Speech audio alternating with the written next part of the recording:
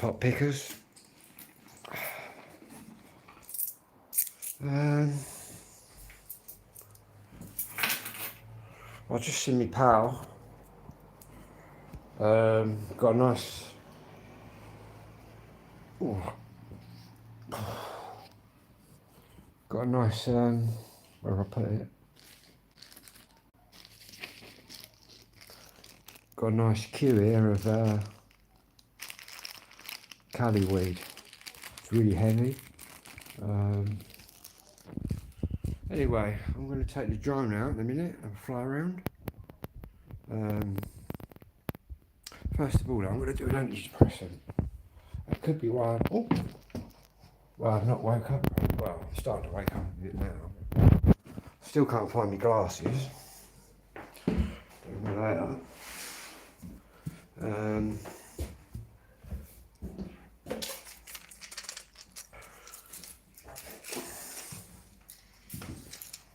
Not listened to my new album yet. I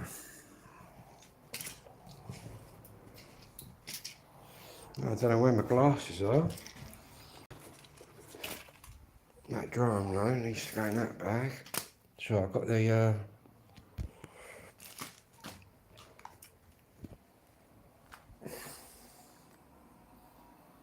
Mini 4K.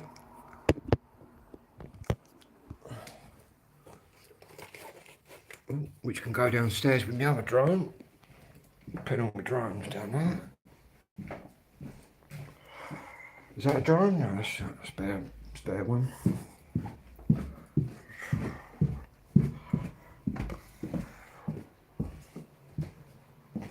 Got the G10,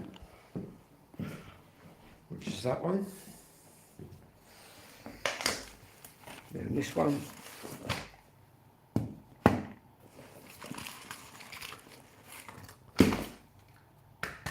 Is the Mini 4K. Oh.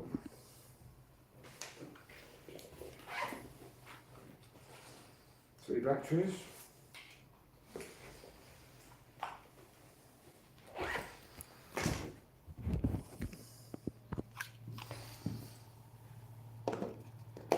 And we've got over here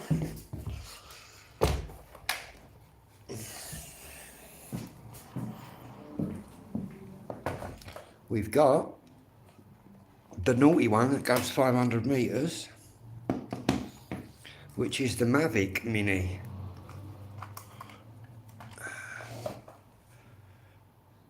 And then we got my new one upstairs.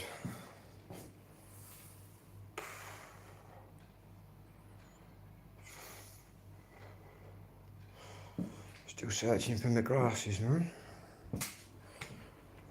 No clue where they are.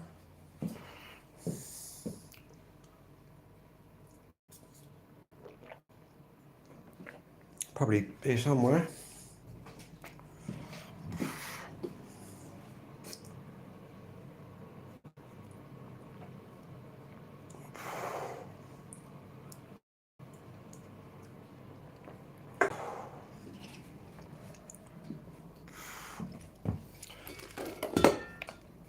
I got my controller from my Mini 3 that went missing, which also luckily works on the Mini 4K.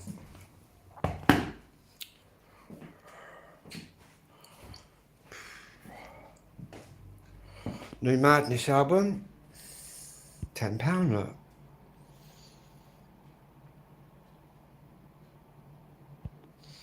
And the guy in the record shop said he'd probably buy all them.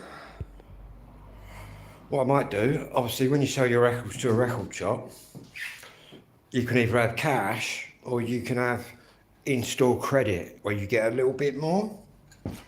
Well, to be honest, the geezer in the shop's in a win-win situation because I'm going to sell him my vinyl, but then I'm going to buy his records out of his shop, because I was telling him today, you got some mint rare stuff here.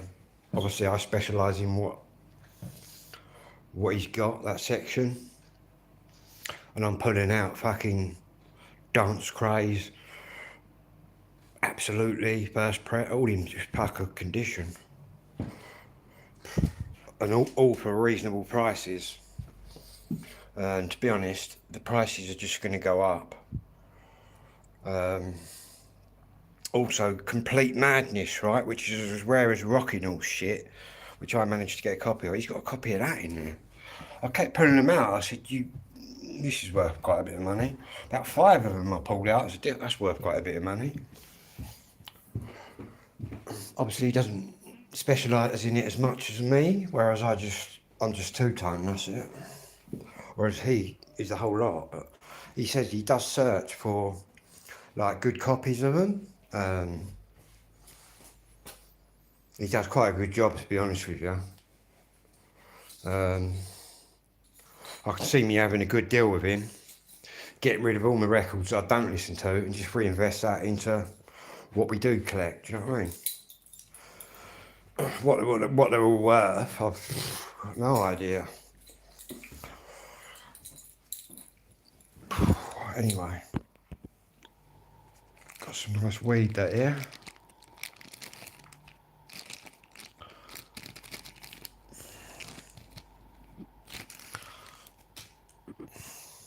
Gonna roll myself a fat one, and then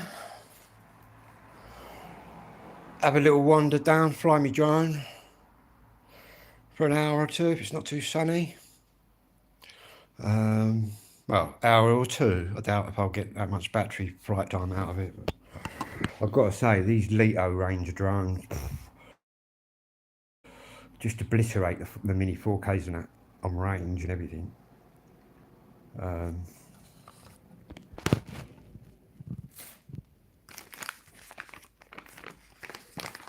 Anyway.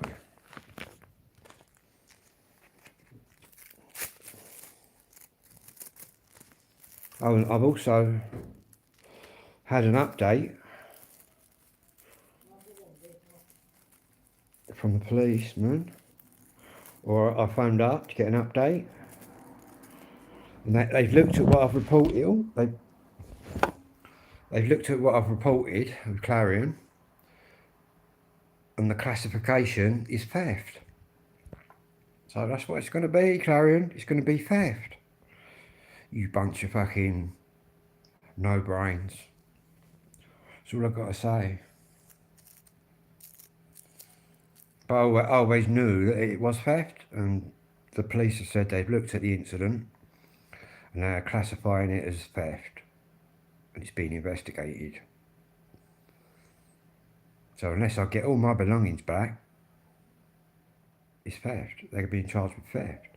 Well, they will be. It's nice to have the police on my side for a change. Then again, I've done everything correctly. I haven't broke the law myself. I've followed it, in a sense.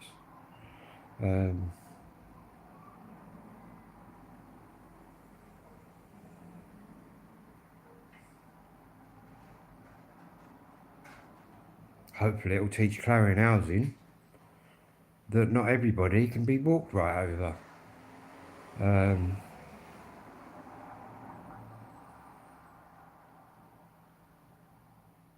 But then I always knew that at the end of the game, the ball will be in my side of the court. And to be honest, with what they've said, oh, we've thrown it away and all this shit, that just backs up the offence that they've committed. Or whether they think that it isn't an offence, maybe they're not educated enough on what's an offence and what isn't. So it doesn't matter whether you owe your landlord £1, £1,000, £1,000,000, £100 million. They still cannot take your belongings. Yet they like to, well, I don't know what they've done with me. I'll let the police deal with that. I ain't got the energy to deal with them. Now we're at the end of the line anyway. We're at the end of the line anyway, do you know what I mean?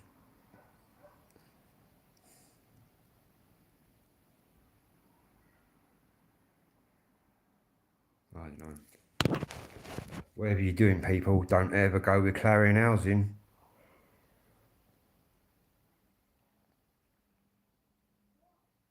Because they haven't got a clue.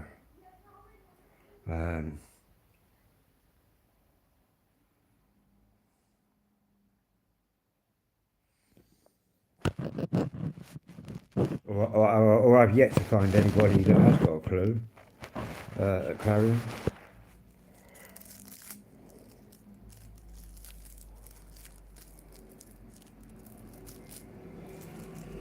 Plus, to be honest, with my ADHD, I always thought that I was ahead of Clarion. Like they're back here, like down here, thinking, and I'm up here, I'm above them. I know what the game is, I know what their game is. But I'm just glad I got me records and me decks out, that's all I can say. Otherwise I wouldn't be here now. I'd be posting videos from prison, trust me. But I've behaved myself and done the right thing. And now, I had a text today saying we've looked at what you've reported and we're giving it a classification of theft, which is exactly what I said. We didn't have to go down this route, do you know what I mean? They could have been civil about it.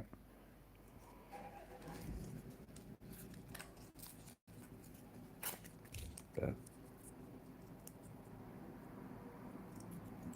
they're just pissed off with me because 13 years of getting at me, I've just never given in to them.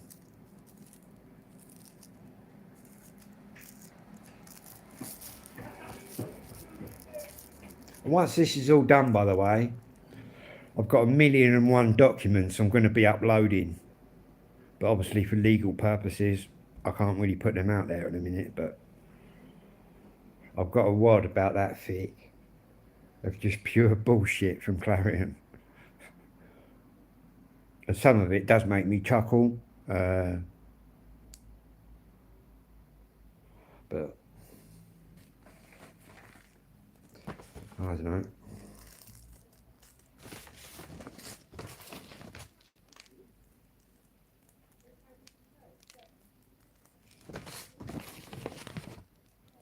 And again, kind of glad it's all gone this way. It's all, I'm living a better life. Do you know what I mean?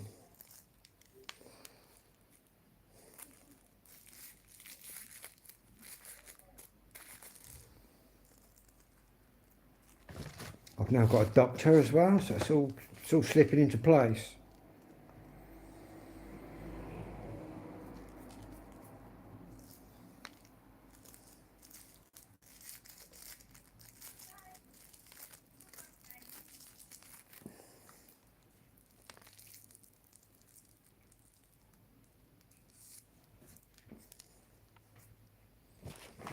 Right.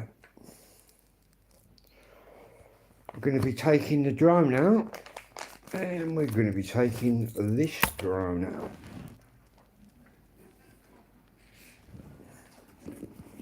I think in here we've got my newest one, which DJI sent through because the other one fell out of the sky. And this is the Leto 1, which is just an unbelievable drone. 15k range, over 30 minutes flight time. There you go.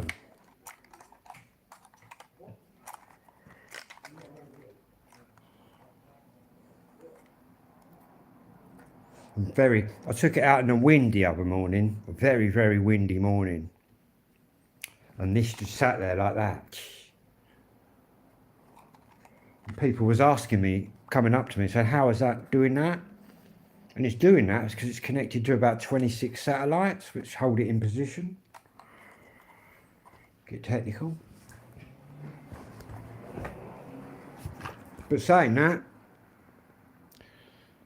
my first one that just fell out the sky into the water, they still didn't, they couldn't work out what actually happened, but obviously they looked at my controlling, because they can tell, they can look at the thing, the technical spec, and see exactly what you've pressed when you've pressed it. And they said to me I had very good stick control, which obviously goes in my favour. I said for that reason, we're classing it as a flyaway. Your new drone's on the way.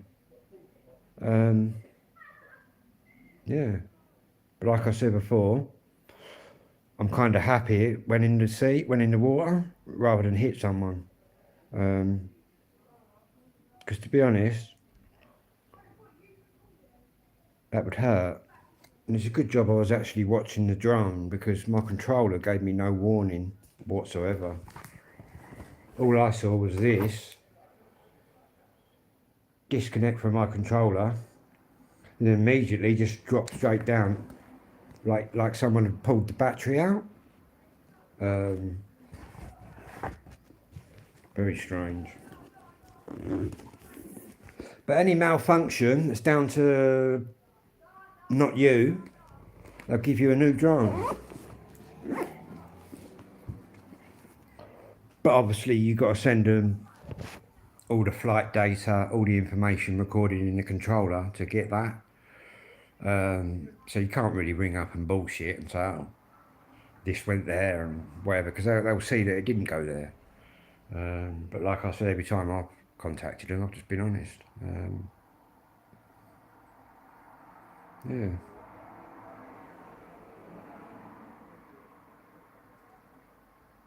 And so far,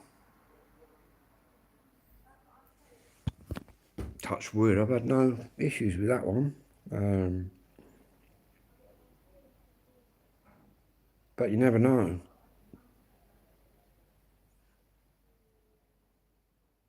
It's going to be a warm one out there tonight. Sometimes I go out and literally the sun's that bright, you can't even see where you're going with the drone. But I'm hoping tonight it's going to be a little bit better. I don't think the temperature is going to really drop off too much, because apparently it's going to be 33 or 34 tomorrow, which is just too much for me.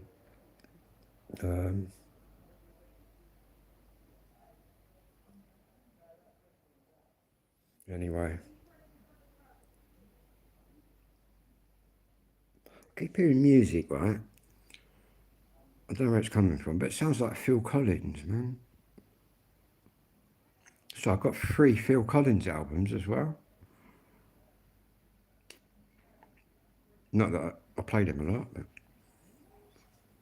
I could probably sell them to the shop.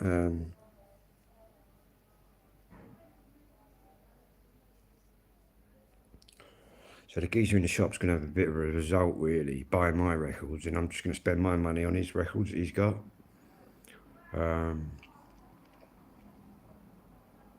I've got some rare stuff, but his stuff that he's got, the condition of it is just remarkable. So I'd rather, it doesn't matter, you can get one step beyond, right? I've got a red version, but he's got a first press in there, so I might get that. And the value will just go up and up, because the older it gets, the more it's worth. But he's got some gems in there, man.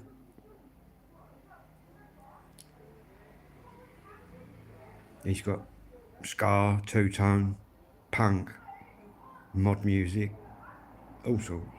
He's been there 38 years, do you know what I mean? The geezer's 70-something. So he knows what the crack is. Like I said to him today, I understand we've all got to make a quid, do you know what I mean? So I'm not going to be records I'm getting rid of. I understand he's got his little margin, and I've got my little margin.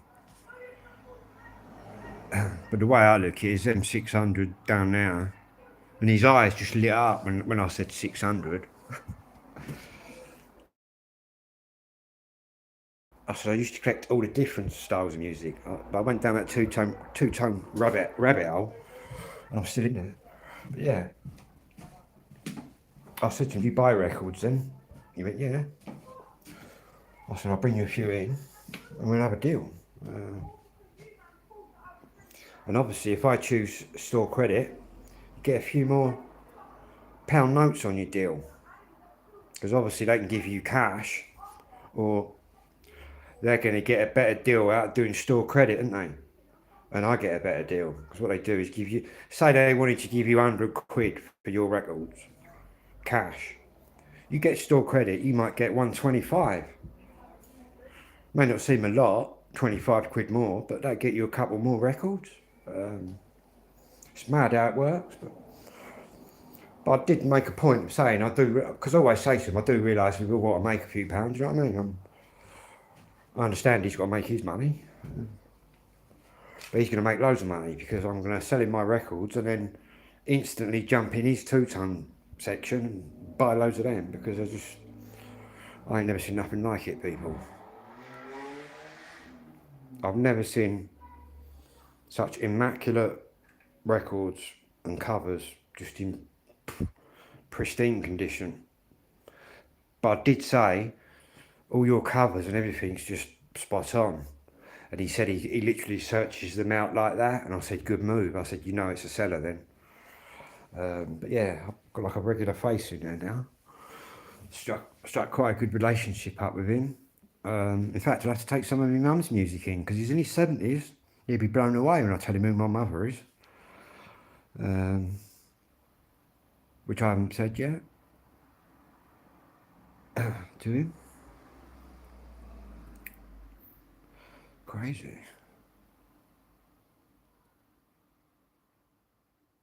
But he was telling me he was a punk. I said, I can remember the punks from when I was a little skinhead. Big old Mohicans, spiky fucking hair up there. Just looked like they wanted to kick everyone's head in. But saying that, there was more skinheads in my day. Skinheads and rude boys, and we had a couple of mod people in our little group in the village, but mod music, not really into it. Probably too young to experience that. Obviously, I missed the first wave of ska music, which was the original stuff. But I've caught the first wave of two-tone.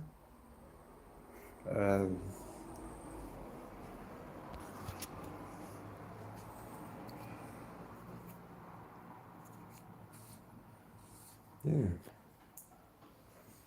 crazy. Anyway, I'm going to sit down. I'm going to have a roll up and then leave, I think. In fact, I might put a little bit, I've got this little bit of weed left here, look. I'll roll the split. I've got that little bit there. Might as well chuck that in a joint. And I've got a new contact. I rang the new contact up around this area. I said, hello, mate. I'm Phil. You don't know me, but your pal, blah, blah, has given me your number and said you can help me out. And he was as sweet as a nut. But he's on holiday at the minute, till Monday. But yeah, that's all good. So I've got a connection here now for a bit of smoke. Because at the minute, my mate's driving it over from Staplehouse.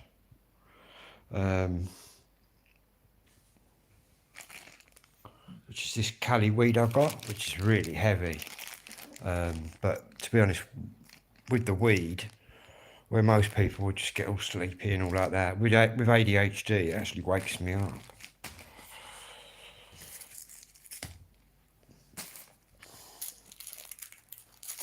It's mad with ADHD. It's like energy drinks.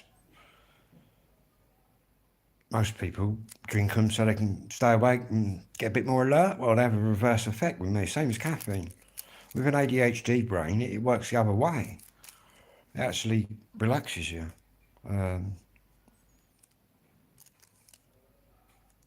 Crazy, eh?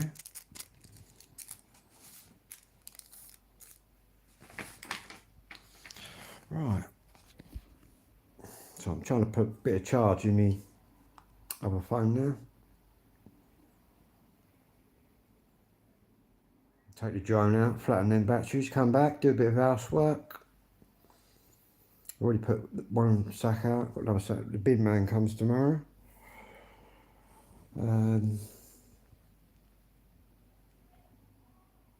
Yeah, I suppose that bit of news from the old Bill cheered me up a bit.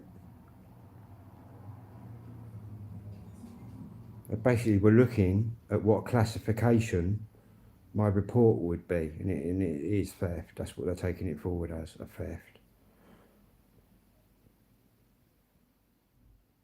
And they're even admitting to it, oh, we've thrown all your stuff. Well, I've got that in an email.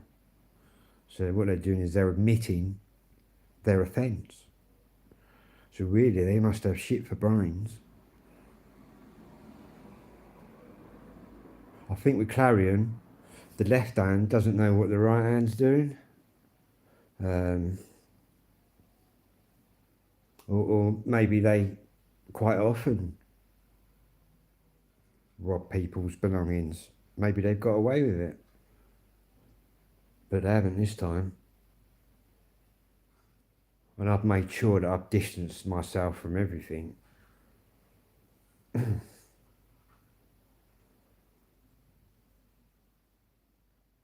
Saying that, I've got my records and my decks.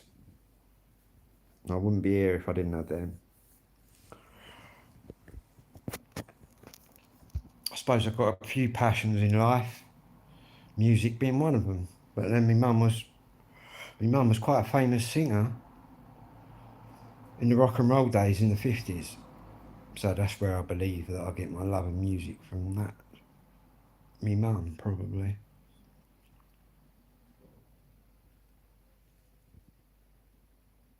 I've still got to do a video as well. People was asking about my mum's band, so I'll do a little video on them later. Play you a bit of their music.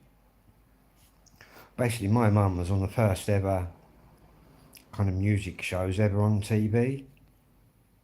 Hello, John, how you doing, mate? And my mum's group, they were all Scousers, all of them. I'll show you their album cover. Cheers, mate. Nice one. I'll show you my mother's album cover. And they're literally all Scousers. My dad's the southern man, obviously.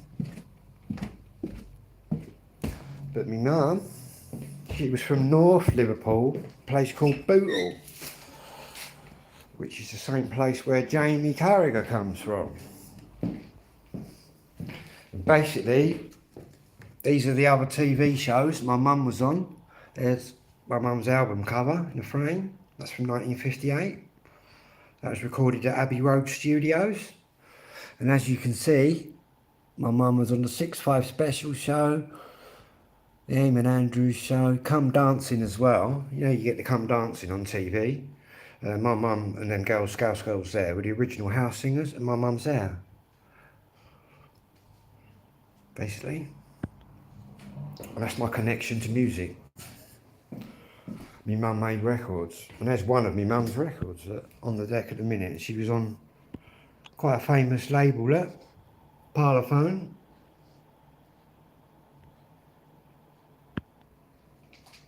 Basically, if it wasn't for them Scouse girls, you wouldn't have the Beatles or anything like that. They wouldn't be here. Because my mum was before the Beatles. In fact, my mum performed with Cliff Richard, his first ever appearance, Billy Fury, which is another Scouser.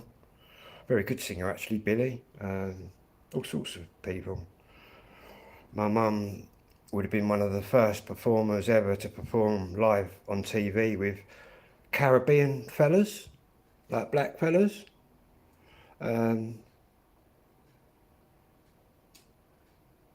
Yeah, very, what's the word I'm looking for? I don't know what word I'm looking for. Yeah, anyway.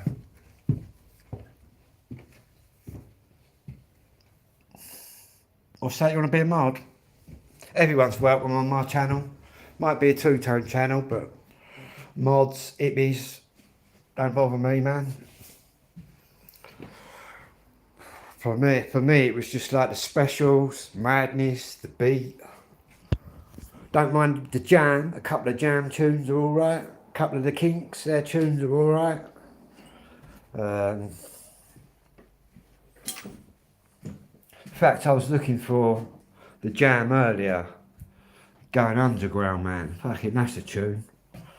And obviously my first collection was my UB40 collection. But I suppose the very first music I started listening to was dub reggae music. Which still today sounds amazing.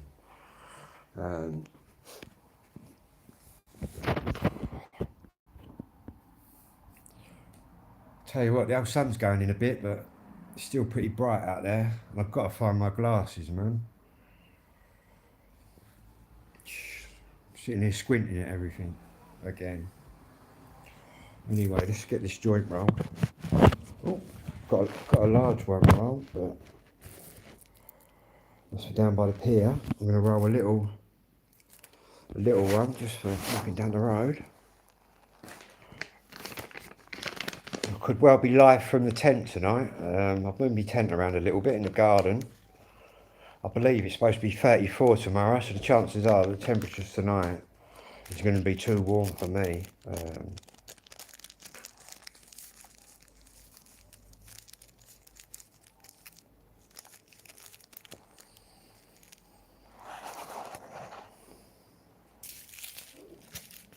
Saying that, this house holds the heat quite well, but it's an old Victorian house, so it's pretty well built. I think them days, all the plaster was like horsehair and lime.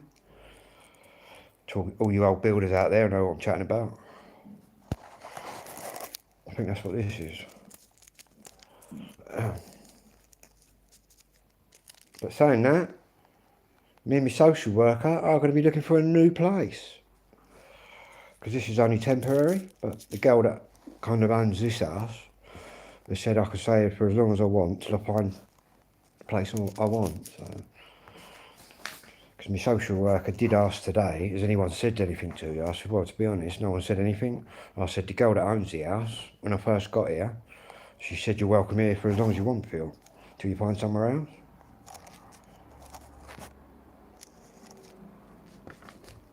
Which is pretty good, really. But I have tried saying to her, can't I live here all the time? I'll just pay you. But what this is like an emergency housing. So she helps people that are in need, so I'm all good with that. Good with that.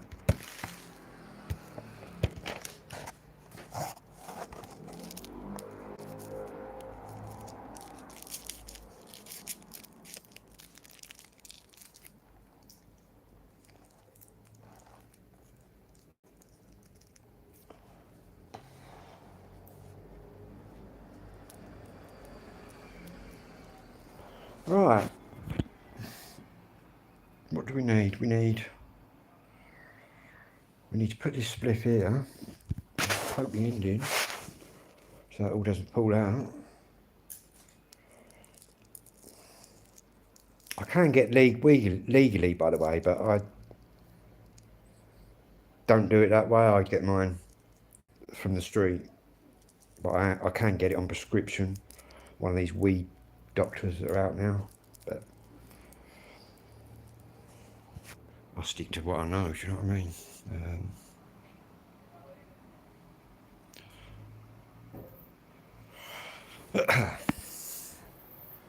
Right, that needs to be put out tomorrow for the bin. We need a lighter.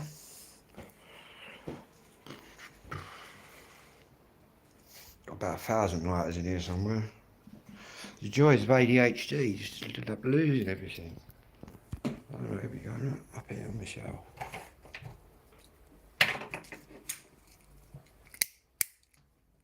That flame's a bit shit.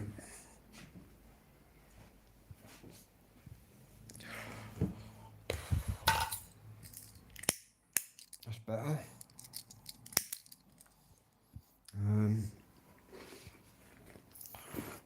stick that big spliff in the drone bag. The keys. Do I need any money?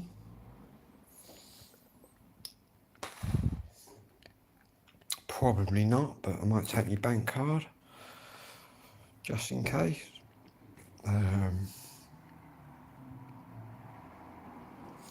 Or should I take that £20 note?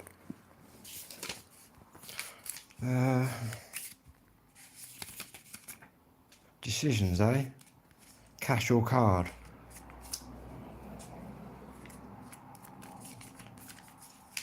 I'll take my card. Not that I've got a lot to get. I might get a drink on the way down. Don't need me weed. Don't need me vape.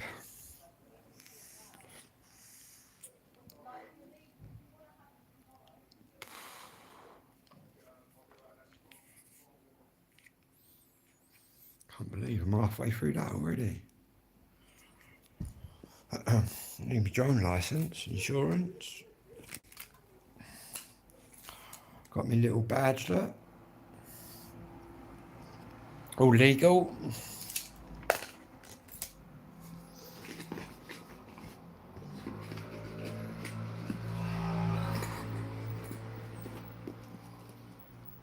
What I'll do, what's the time now?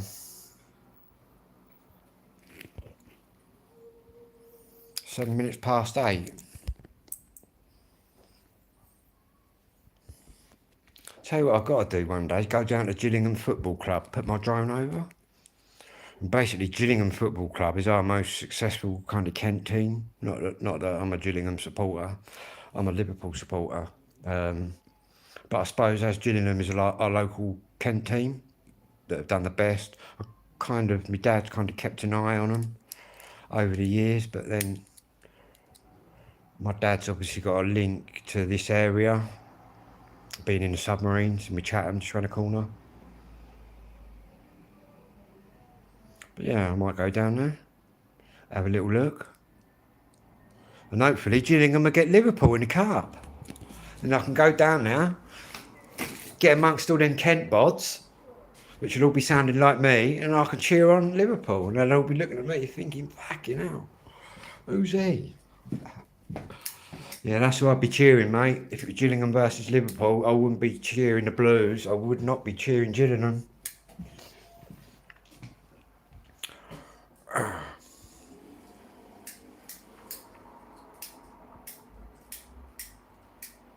There's only one team, mate, I was born into. And it weren't any team playing in blue, that's for sure. Saying that, my mum, she was Everton, but you'll find with a lot of Scouse families, a lot of them are half and half. It's probably the same with the Manx. You get half and half. But I obviously chose the right team. Saying that, Everton wasn't too bad. Under Howard Kendall, you go back to the 80s and that. They was quite a reasonable team. Yeah, I won't sit on here and slag Everton off. But I'll sit on here and slag Man United off. But then, any Liverpool fan that tells you that they like Man United is clearly not a Liverpool fan or didn't come out of a Scouse. Obviously, you get a lot of these fans that have got nothing to do with the club. But obviously, I wasn't born in Liverpool, but I come out of a Scouser. Do you know what I mean? So I've got a bit of Scouse blood in me. From my mother, thank God. My dad met her when she was doing a show. So it's quite crazy how my dad from down here met me mum. That's a whole nother video. But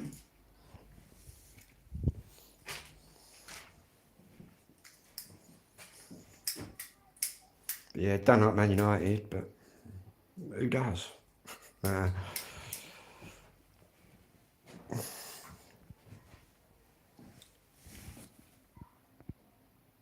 Look out there now, man. It's getting a little bit darker.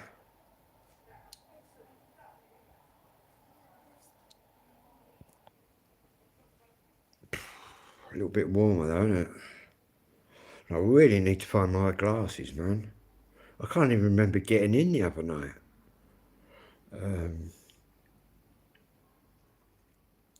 But they've been here somewhere. I should really go to the opticians and make myself a proper appointment and that. Got my shades.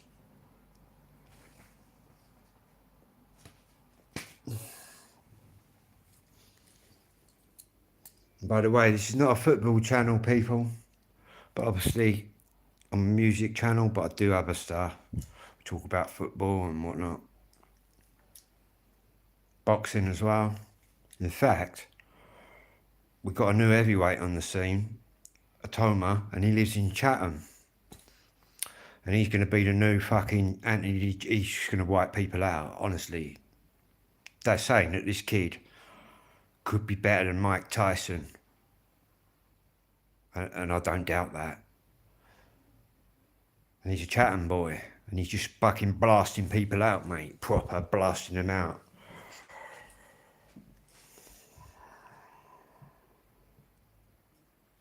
Crazy, eh?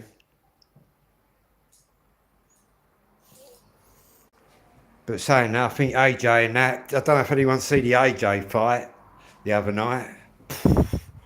But respect to Joshua, do you know what I mean? And what he's been through, losing his two mates in that car crash, the fact that he could even get up in that ring was quite amazing. But to be honest, he's got a glass chin, man. And he was getting first round, wasn't it? Second, he's just on the deck. And Fury didn't look any better. I think Fury and AJ should have a big one-off at Wembley and then call it a day. That's what I think.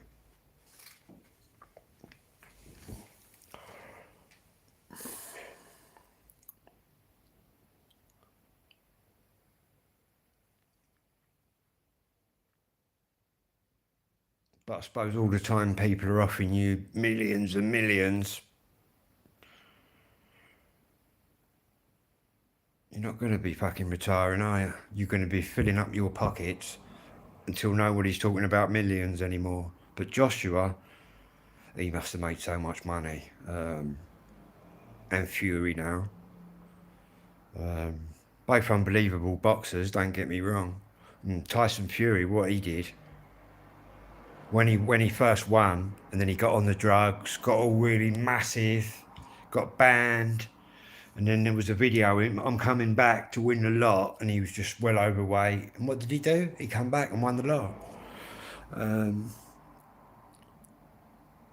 coming from that kind of weight, I think what it was is Fury beat Klitschko, and then his head went in the coke bag, man. Once you got that head in the coke bag, you ain't coming out, mate. Not with that much money. You're going to come out messed up. That's what happened to Fury.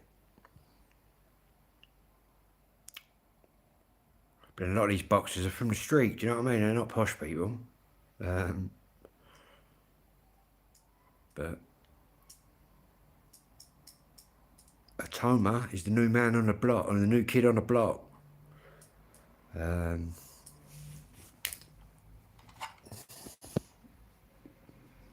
95%, that's charged up all right. I might just sit here and waffle till that gets to...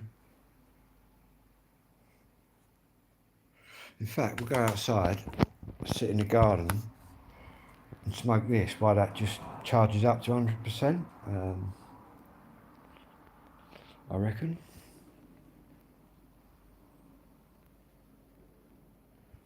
I've moved the tent as well about a bit.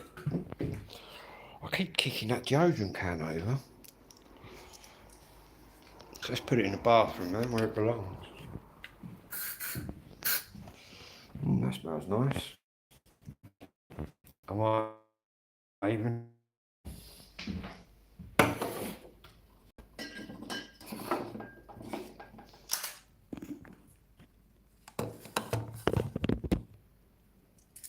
It's all good.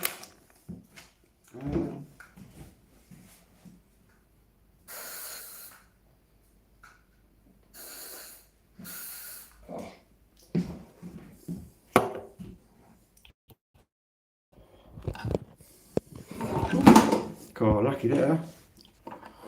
Lucky I caught that. Smell like a tart now.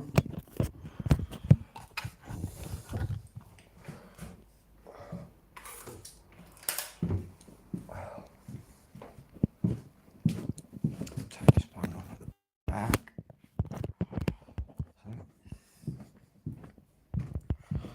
So where I do live videos all the time, it kind of annihilates your battery pretty quick.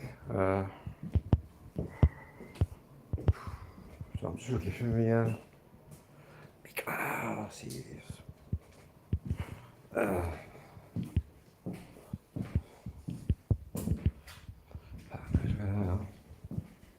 Anyway, we'll go out the back.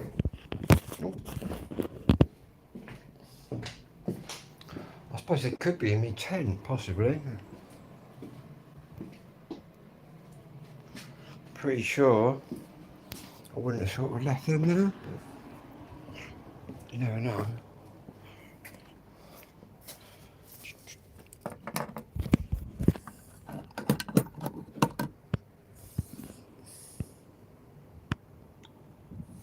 Got it in that position.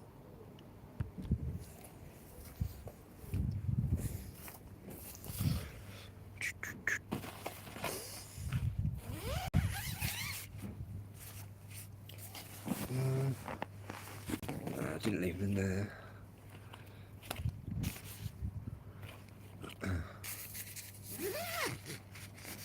Oh.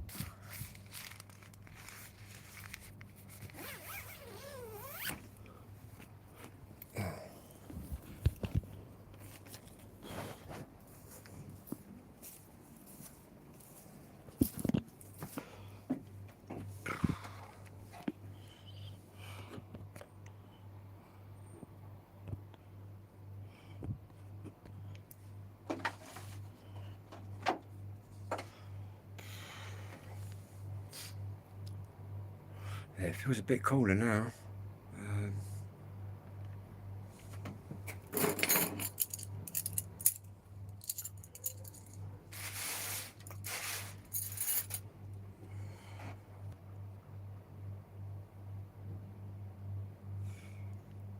In fact, where's the bag for them pegs? I've got to learn to keep all my camping gear in the same spot. But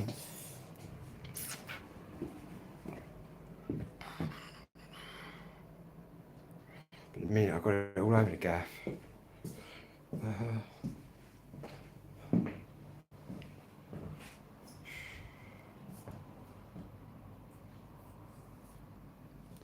Possibly, yeah.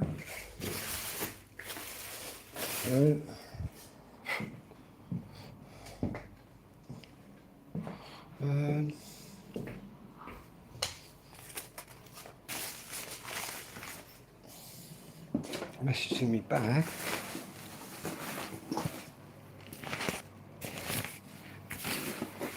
Yeah, that's where it is.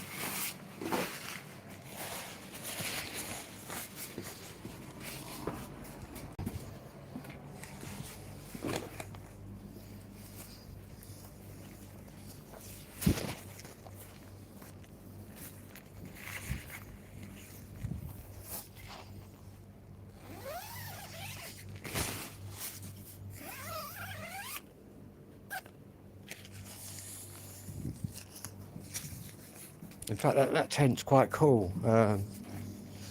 If you get a green tent or a black one, it should be like an oven. But what I've noticed is if you get a tent, a light coloured tent, like that one, it actually stays quite cool in there with the sun on it.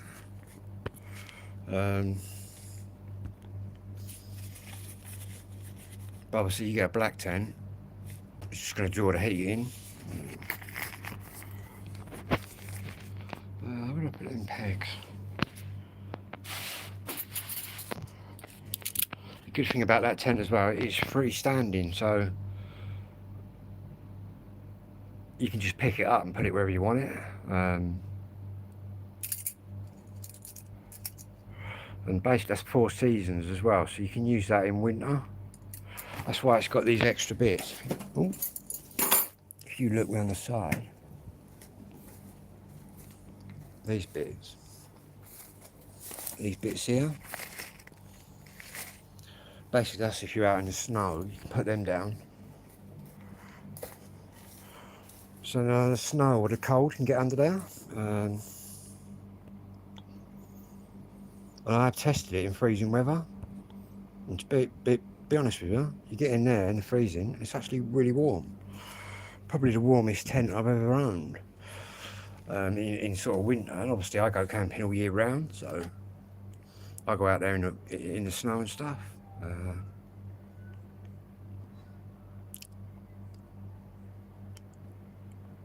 But yeah, there's not a lot of room in that though. You can't really swing a cat in there. It's that small.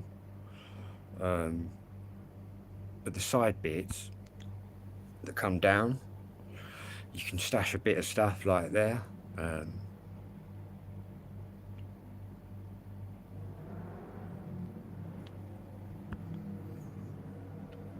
And any food you want to keep out of the tent.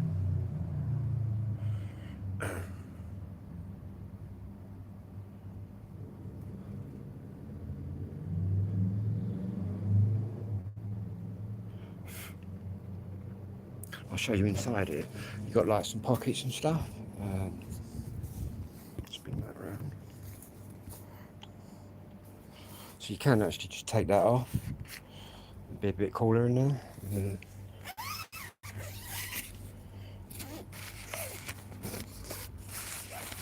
Basically, yeah. You've got pockets at the side there. And obviously you've got a net there, but if you put that bit up as well, obviously in this weather,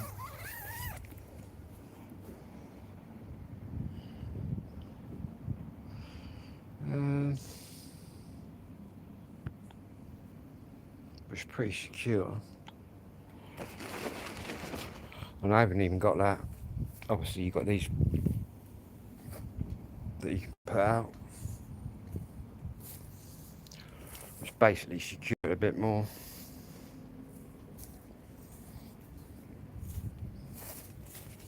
But really you only need to put them down if it's really windy, you're in an exposed area, something like that. But to be honest, once you've got in there, because you're also clipped in here, look. So in theory, you don't really need to put them on, because once you're in there, it's not going to go anywhere because the weight of yourself will hold that there. But there are various points here, like there. That's where I am pegged in, just on the edges. And it's really quite light as well, weight-wise. Obviously you've got a bit here, look. And these are the flaps that come down, but I've yet to sort of use them in cold weather.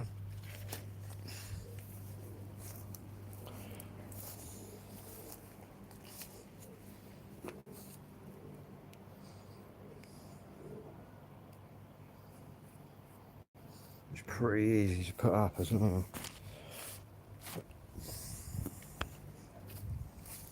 I think the worst kind of tents are the ones that you have to feed the poles through. Try and avoid them kind of tents because you'll be there all day. As soon as you get somewhere, the last thing you want to do is be fiddling around trying to get a pole through a pathetic little gap. But where these ones, they just clip straight on. Basically all that just clips on straight onto the frame, which is easier. You get some that you erect the outer first and then the inner, but that one's the inner first, then the outer.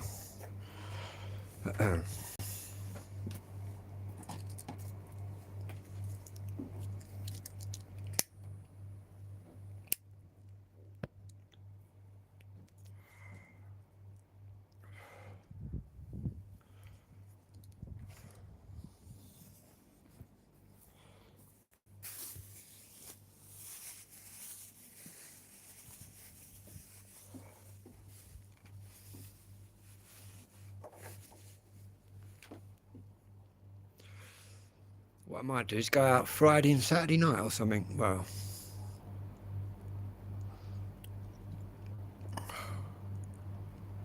take that out.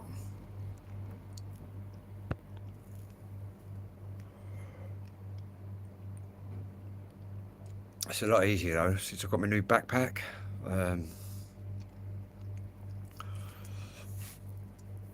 Before I was trying to like carry numerous bags. Now I just carry one big rucksack,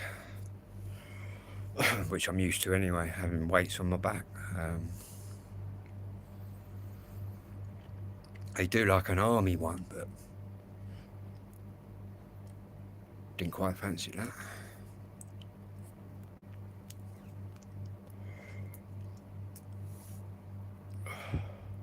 Saying that, I'll tell you what are really good tents. The old canvas ones that they used to have years ago. They're pretty good. But that is more of an A-shaped tent.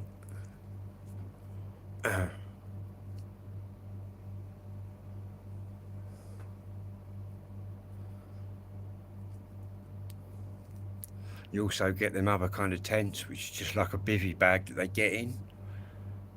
But that's about all you'll be doing, is getting in it and going to sleep. There's no room to manoeuvre. And obviously when it's raining and stuff like that, you're in your tent doing stuff. So I like a little bit of room.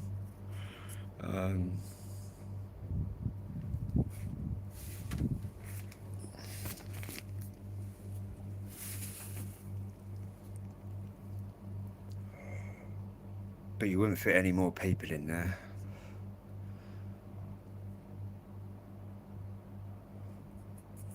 I used to go for the 2-man tents so I could fit all my junk in the tent. But now I've got my backpack, it's not too bad because my backpack's all waterproof and whatnot. And having a 1-man tent, that's a lightweight tent, but it's a 4-season tent. Most tents is like 3 seasons. They don't kind of work in winter, but that works in the winter.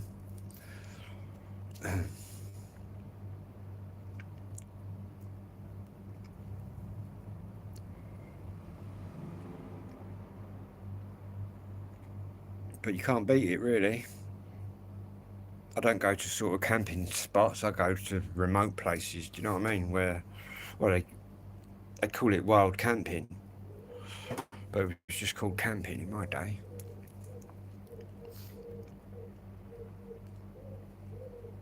Is it illegal? It's classed as trespassing, which is a civil offence, so it wouldn't be criminal. And to be honest, I've had a couple of farmers catch me, but after speaking to me, yeah, you're all right there, mate. Come anytime you want. So I guess it's the kind of attitude you show towards them. At the end of the day, they own the land.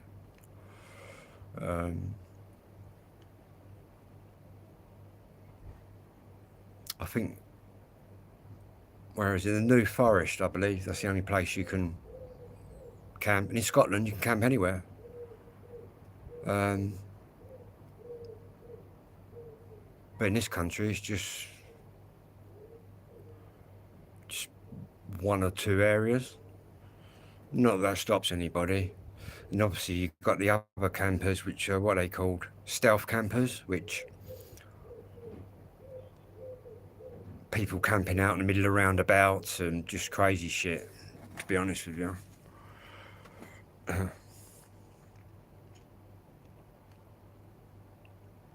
then I've seen ones that are clearly breaking into places and then putting their tent up,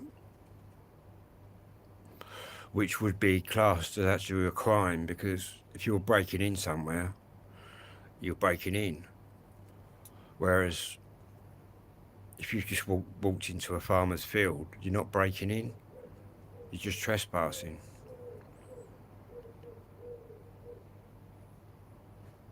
And the trespass law is basically, if you're found by a farmer on his land, you can't get done for trespass straight away. the initial time that he spots you. But once he's told you to get off his land, if you then don't get off his land, you're then committing the trespass offence. But like I said, if you treat the countryside as you found it, I'll leave everything as I found it. Like, no trace of me about. Do you know what I mean? That's the way you should do it. And you'll find that most farmers, if you engage with them, will let you stay there anyway.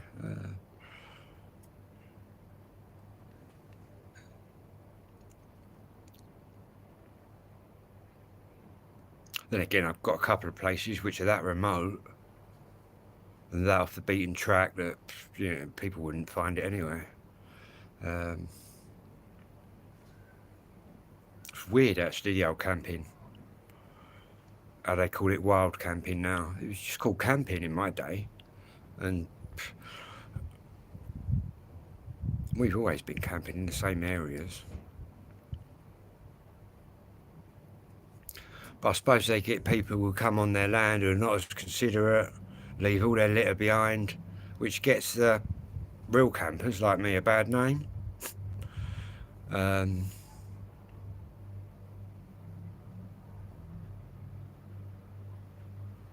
But yeah, mad how it all works. If you're creating loads of litter, mate, you should take it back home with you. That's what I say. Or find the nearest bin. Ain't that hard, is it? But obviously, I've seen some people where they've clearly abandoned the whole lot. They've abandoned the tent, everything, just made a right mess. Well, no, it's not all right, but I suppose if they got a cheap tent, but I wouldn't be abandoning mine. But again, a lot of it could be youths out there. Who knows?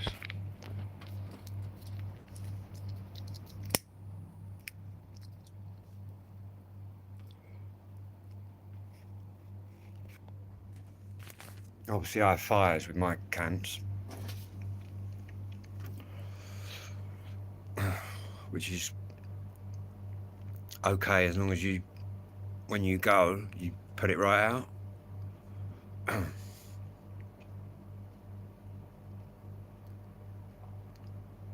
Which I do anyway. I tend to camp near a river, near the rivers, so there's no excuse for not putting your fire out. Do you know what I mean? There's plenty of water. But you got to make sure it's right out. Because believe it or not, you can have embers that are on a fire that you think are out, you've gone home. But what they're actually doing, a fire can actually go underground as well, the heat. And it can actually go along and then pick up a tree and then set the tree alight.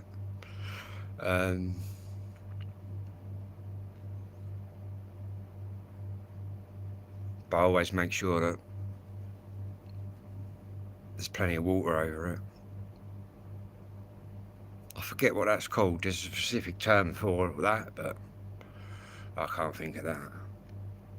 But yeah.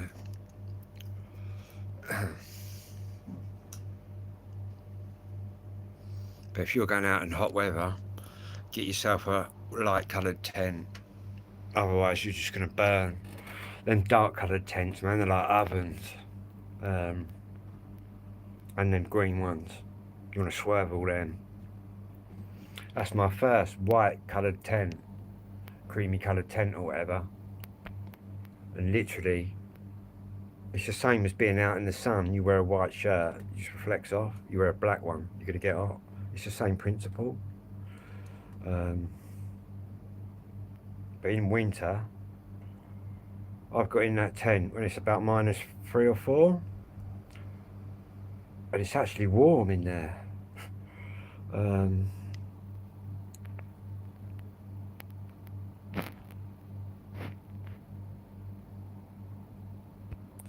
But I've not had it pitched up in the snow yet, with all the flaps and that down, because we've not had any snow. But I might try that. Obviously, I camp in the winter as well, but it's a different game in the winter. I suppose most campers are just fair weather campers, but I quite like getting out there when the conditions are a bit rougher.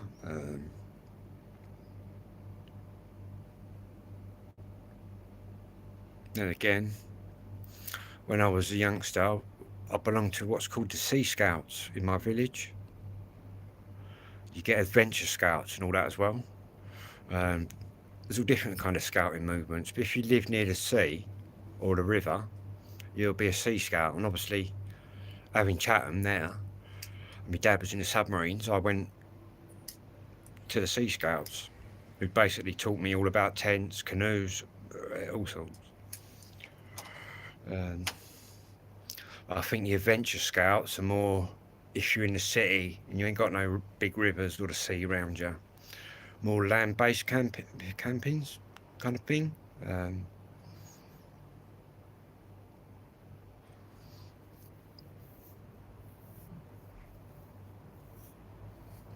Saying that, my dad taught me quite, him being an ex-submarine man, he's taught me quite a bit as well. Quite a strong swimmer.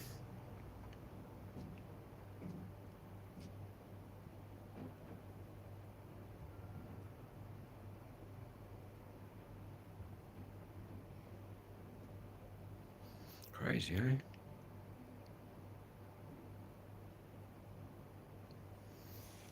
Probably get the swimming apart from my dad. Then again, I think any son of a submariner will be able to swim, I would imagine. My granddad was in the submarines as well. And that's not my dad's father, that's my mum's dad. He was in the Second World War in a submarine. In fact, he got blew out of his submarine, washed up on a beach and found by a Chinaman. Saved his life, but then as soon as he got better, he got back in the submarine.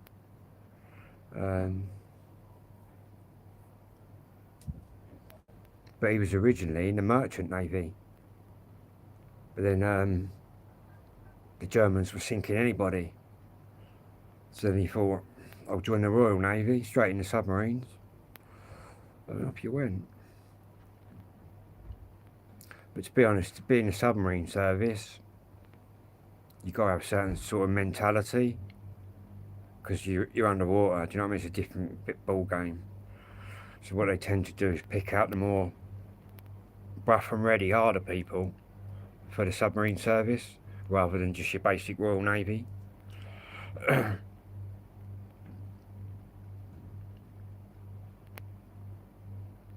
That's like my dad, he didn't ask to go in the submarines, they told him he was going in them. But then if they spot something in you, that's where you're going to be. And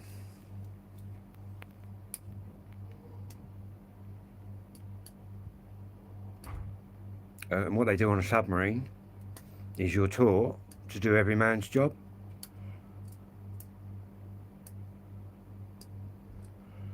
So you'll actually be, you'll know how to do everyone's job in that submarine. So if ever anything bad happens or you're losing men, there's always someone that knows how to do it.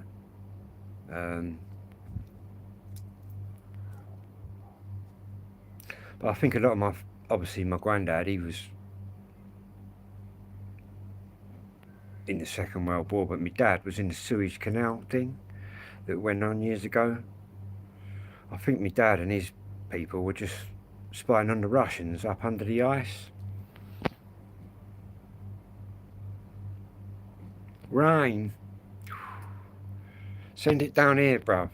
I'll have some of that. I think it's supposed to be hotter here tomorrow, though. Yeah, my dad spent a lot of time spying on the Russians up under the ice.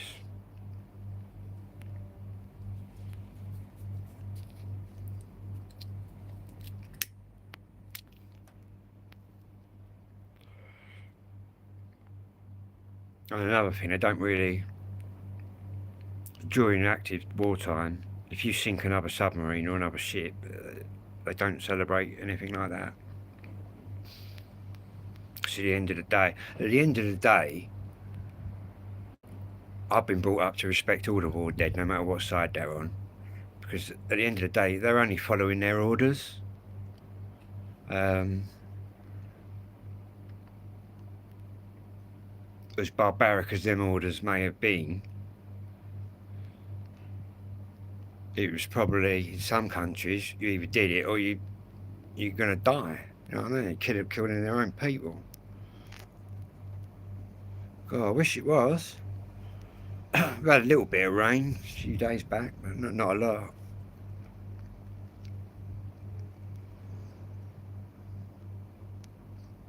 What is sad is that nobody's ever learnt from any war, have they? Nobody's learnt jack shit, man.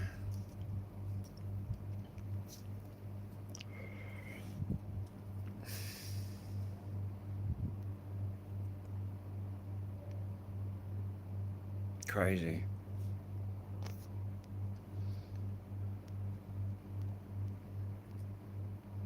And the problem with this country, which is why you've got a terrorist issue, is because this country's jumped into so many wars that's got fuck all to do with them, just to be next to the Americans when we shouldn't be doing that.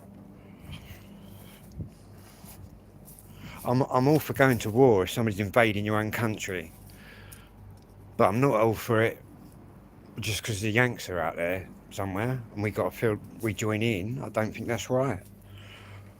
And to be honest, they only do it for the contracts. You look at Iraq and all them sort of places, they flatten them and then they go in there and get all the contracts to rebuild it. It's just a load of bollocks, excuse me English, but it is.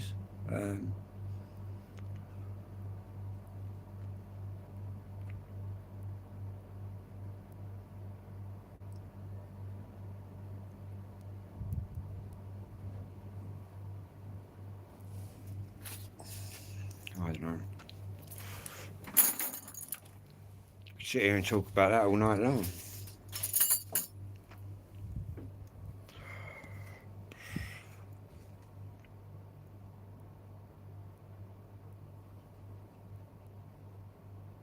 Then again, you're always going to find that the government are not going to do what the people want. They're going to do what they want. There's never been an honest government, and there never will be. That's my assessment of it. Guy Fawkes probably had the right idea.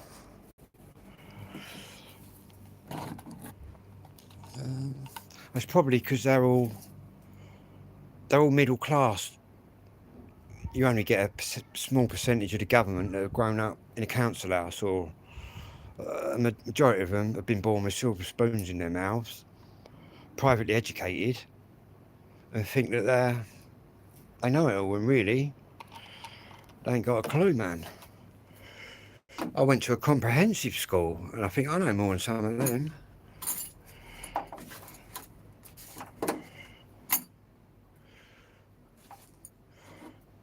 It's like in the army, you'll often find all your rough and ready people will be at the front getting killed, all your middle class people will be at the back issuing the orders. That's what it was like during both wars, more so in World War One.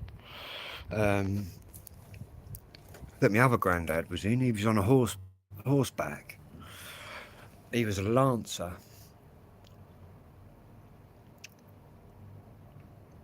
Yeah, you'll often find the bigwigs in the army are right at the back, avoiding all the action, but telling all the ones in front to get in the action.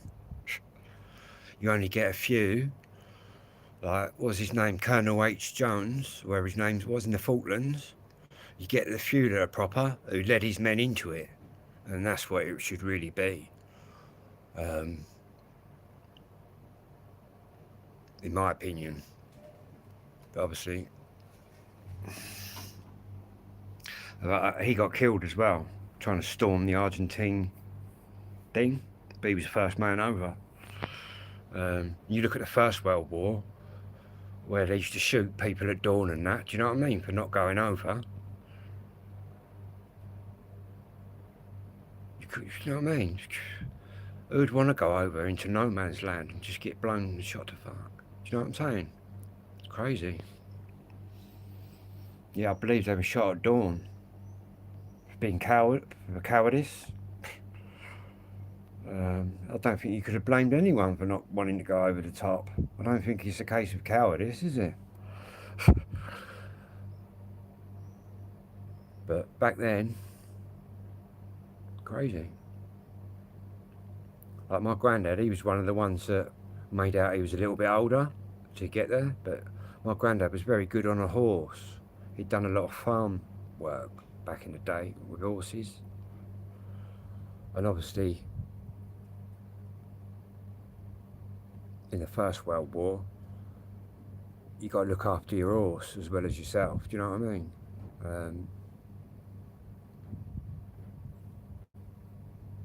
And luckily, he got home. But what killed him off was he had a bit of. They used to let the gas off, the poisonous gas, the Germans. You should waft across. I think my old granddad got a bit of that in him. But what my granddad's job was in the Lancers, he had a big lance, a big sword, a pistol, a rifle. And what his job was is you had the front line, you had the big guns at the front, but obviously every time you make an advance, someone's got to pull them big guns right in front of the advance, and that's what my granddad did.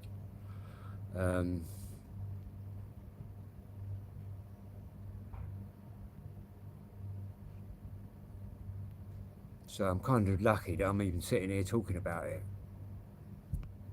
because I think the real heroes are in the mud still, sad as that is. You think of all them poor boys just sent to their death, still sitting in the mud now. Because some of it was just a mud bath.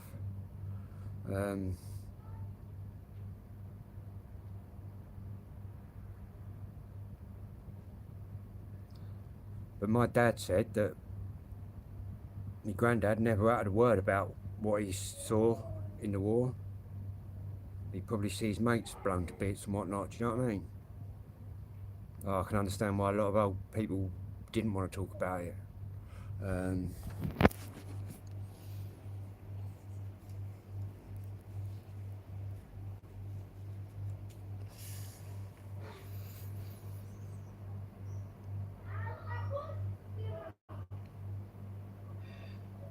Gone on a bit of a history one, haven't I now?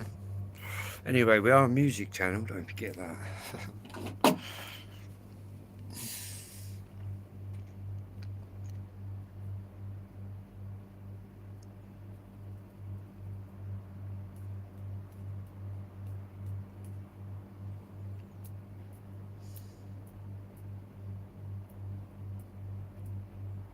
And will there be another world war? Of course there will. When will it be? Who knows, but it will happen. Nobody's learnt nothing from history.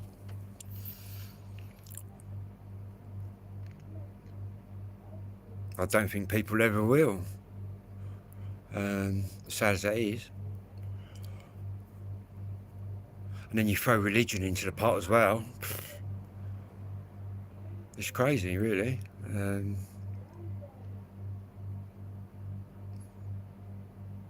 Religion, of any religion, doesn't go around telling people to kill everyone. That's just all fanatical bullshit.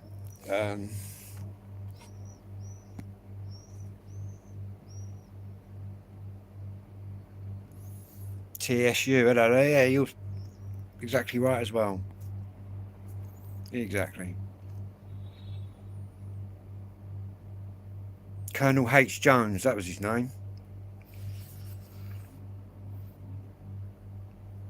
He stormed a Argentine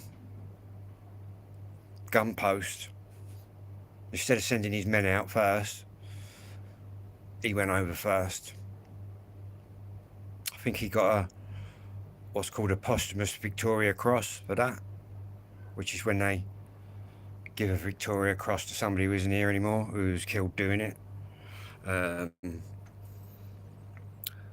Because there was a girl, a Royal Navy submarine girl, that actually got one of them. I think in Iraq. She was in a tank, believe it or not, even though she was a submarine girl. She could see that there was an ambush coming up. She jumped out of the tank and stormed the position. Got to have big balls to be doing that, haven't you? She was a girl, no pun intended, but you know what I'm saying?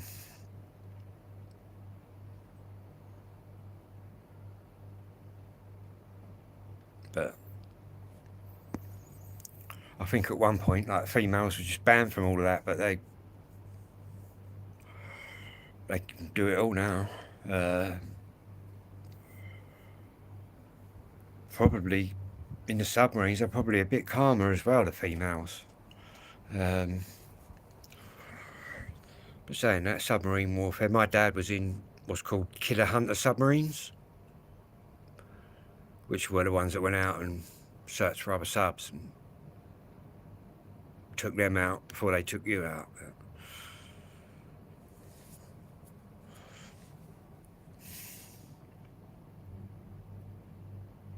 Not that I know about any other parts of the Navy, mainly submarines.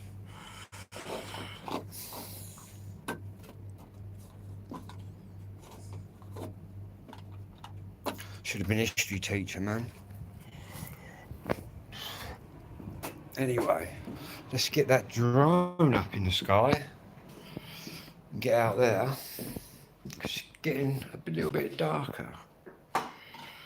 I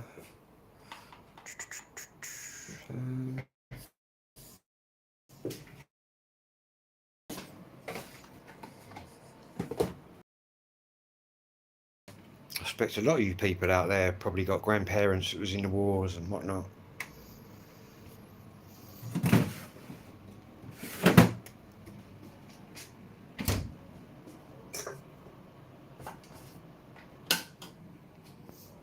In fact, if it wasn't for them, you didn't have blonde hair and blue eyes, you might not be here now. Do you know what I mean? It could have all been so different. You look at what Hitler was trying to achieve with the ultimate race and all that bullshit. Blonde hair and blue eyes. If you didn't have blonde hair and blue eyes, you was off to the gas chambers, mate. Which is just crazy. All them Jews and that. Then again, saying that, I've always said that Israel is out there now. You know what I mean? Israel and the Jews always banged on about the Holocaust and all that. And fair enough, yeah, that was horrific.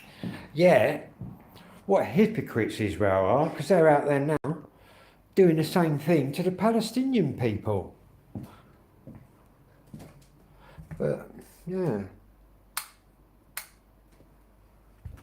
So where's the logic in that? Killing kids and all that, man. Do you know what I mean? I don't care what religion you are. You shouldn't be going around killing people. That ain't a religion. That's fucking a warped brain cell. But I don't know. Anyway, religion's just an old bullshit, man. Just made up bollocks. If you really want to know how the world started, go and learn physics and science. But then again, half of these people, that's all they know because they're brainwashed. You know what I mean? Their parents were brainwashed, so were their grandparents. So what are you going to do? You're going to tell your kids the same as what you were told.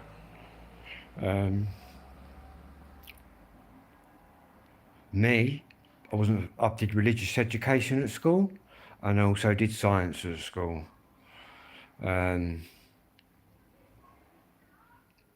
religion is just all made up, man, to control people. Same as marriage, that was just brought into control. Marriage is a really religious thing, really. But, and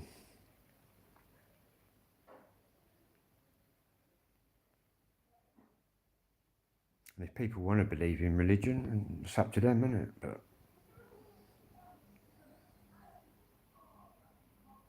I think if you educate yourself in religion and then science, I think science wins every day. But then I studied physics as well.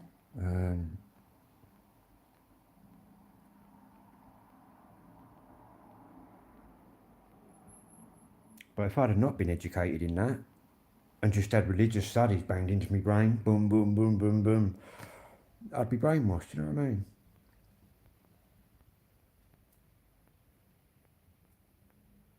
Saying that, I'm a Christian and I'm Church of England. I've got nothing against people that want to be into that. Not any religion, right? It's fine by me as long as they're not hurting anybody. But it isn't like that, is it today?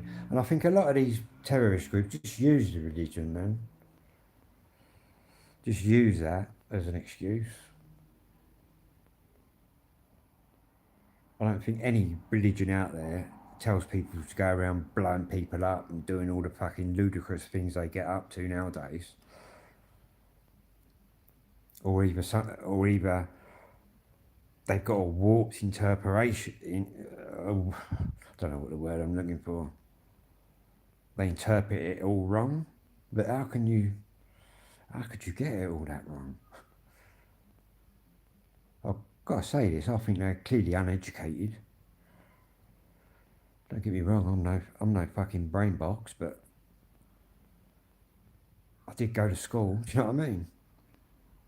I think in Britain, we're really lucky to get quite a good education. Even if you come from nowhere, come from a council estate, you're still going to get a good education if you're listening.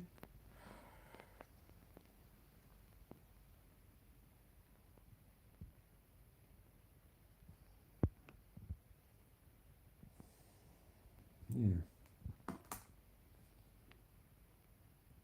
That's what's wrong with society today and the youth.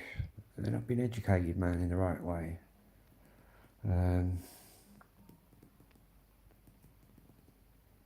Saying that the government does nothing to help them, does nothing to help people at the bottom. All they're really interested in is your middle classes. To keep them votes coming in, keep that tax money coming in. If you're down the bottom, you're working class, you're just at the bottom.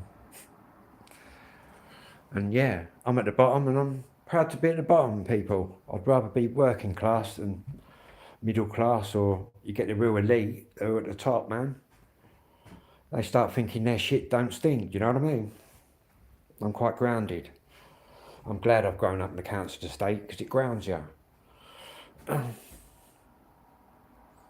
think people from council estates, from what I've worked out in my 54 years on the planet, have got a lot more common sense than these people that have come out of these middle class schools. They ain't got a clue.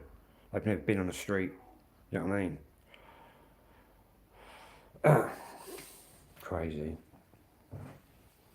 I'll have all the middle classes hate mailing me now. That's all good, man. It's all good. All I'm doing is speaking the truth from what I think. You don't have to think it or agree with me. I'm all open for people who don't agree with me. It's all good. Everyone is entitled to their opinion. That's just my opinion. A lot of these youths today feel detached, man, from society. Because society, the government after government, is just not invested in anywhere, man. They've shut all the youth clubs, you know what I mean? And yet they blame all the youths on the street. They ought to look at themselves, man, the government. But then they didn't grow up on the street. They grew up in a nice, posh house, middle class, private school. They ain't got a clue what's going on in the real world. You put them out there for 10 minutes, man, they'd be fucking... They'd last about 10 seconds.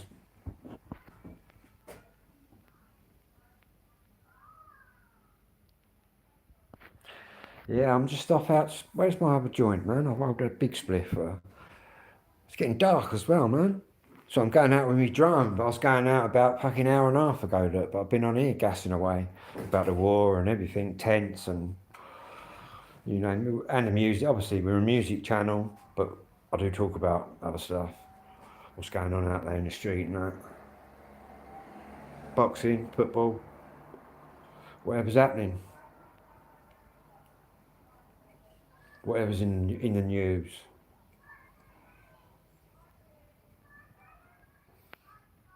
Just not real. Well, you get a lot of the God people around here who keep stopping me. There's a lot of them around here, just trying to convert you or whatever they're up to. You can't convert from whatever religion you are. I'm Church of England. You can't suddenly say, well, I'm this now. It doesn't work like that, man. You're born into it. And Church of England was started by Henry VIII because he liked lots of wives. So what he did, it was mainly the Catholic that had control there. But obviously, if you're a Catholic, you can't have lots of wives. So that's how Henry VIII got around that. And that's why the Church of England exists today.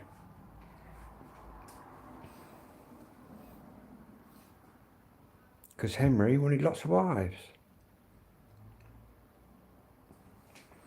Don't ask me to name them all. I probably could, but I might be here a few minutes.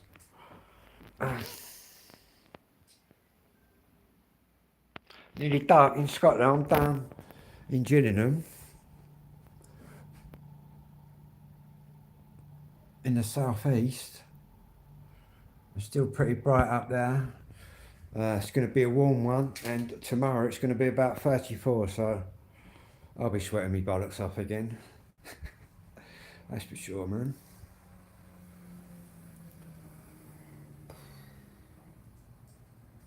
In fact, this has got to be one of the lightest summers we've had, man.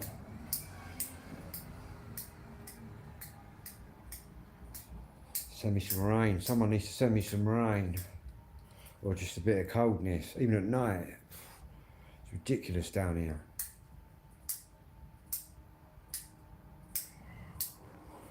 All the foreigners must be loving it.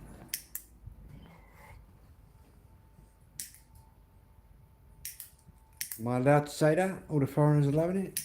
There's fucking enough of them out there. Trust me, especially this area, man. Full of migrants, man, around here. Everywhere. In fact, there's more of them than there is us now here. Not that I'm getting on anybody's race or anything, do you know what I mean? But the government's clearly got a migration issue it needs to sort out, because it's just a joke, man. Anyone would think we lived on a massive fucking island, man. We're just a little island, man. We're letting every motherfucker come in. And the shit will hit the fan. Trust me, at some point. I'll tell you what, 420, I was in Asda's today getting a bit of shopping. I was looking at things like that. I'm alright that often. Luckily, I'm English, Irish and Spanish, so I'll go brown, but I still don't like the heat. My dad, he's just totally English. He just burn up. But yeah. But I'm more Irish than Spanish, but that's from the South Island. But you'll find a lot of Scousers have got connections to the Southern Island, which is the same as me. I just come out of a Scouser. Hence why I support my team. And again, like I said many times, I could have been an Everton fan, but luckily for me, I didn't choose them. My Scouse granny made sure I was a red. 15 quid, that ain't too bad. I've got to buy a TV. I've got a TV down now.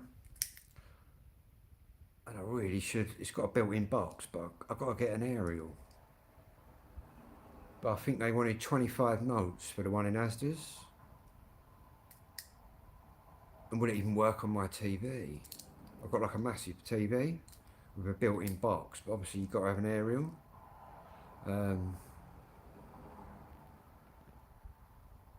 Oh yeah. Same as them Irish, white. Yeah, my dad, he's 100% English, man. But my mum, she's got an Irish first name, Eileen, and Byrne is the surname. If it was Scottish, it'd be B-U-R-N, but if you're Irish, it's B-Y-R-N-E. That's my Irish connection.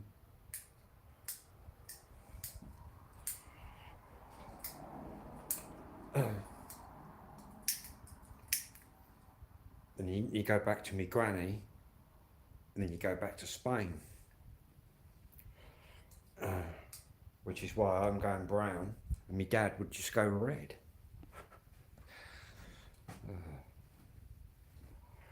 Yeah, I don't mind going brown, but it's just the heat, man. It's so stifling, isn't it?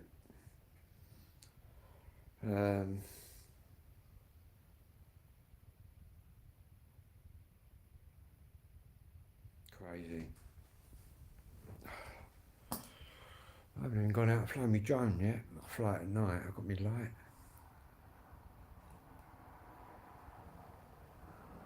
In fact, how much battery's on here?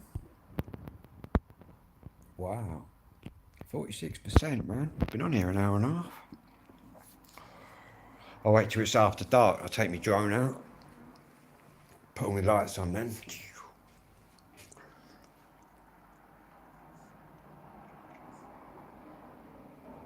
In fact, what I'm going to do, I'm going to have a cup of tea. I keep drinking all these fucking energy drinks, man. Just makes you even off. But I think a nice hot cup of tea, you actually cool down a bit, because what it does, it raises your body temperature, then drops down. Nice cup of Rosie Lee.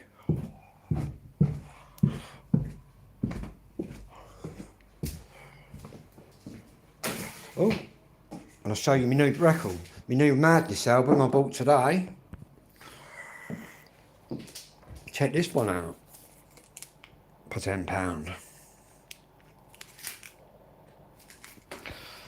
And there's me mum's, there's me mum. My mum used to make records, very famous in the 50s. And these Vernon girls here, they're all Scousers. And there's me mum. But they're all from Liverpool.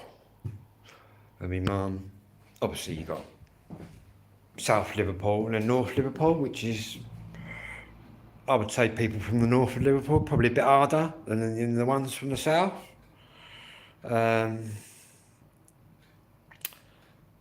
my mum was quite a rough and ready area, Bootle was back then. To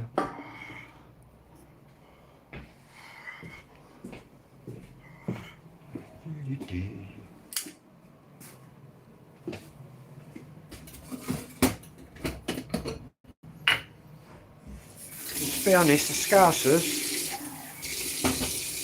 every time I've gone to Liverpool, told them who my mum was, they just treat you like one of you know what I mean, one of your own. I've been to Birmingham and that, right dodgy areas. You treat people nice, they treat you nice. Do you know what I mean? You treat people how you want to be treated yourself.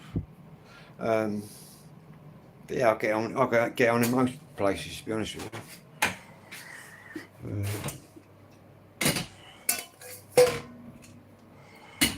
Where's my lighter? It's going to be in the tent.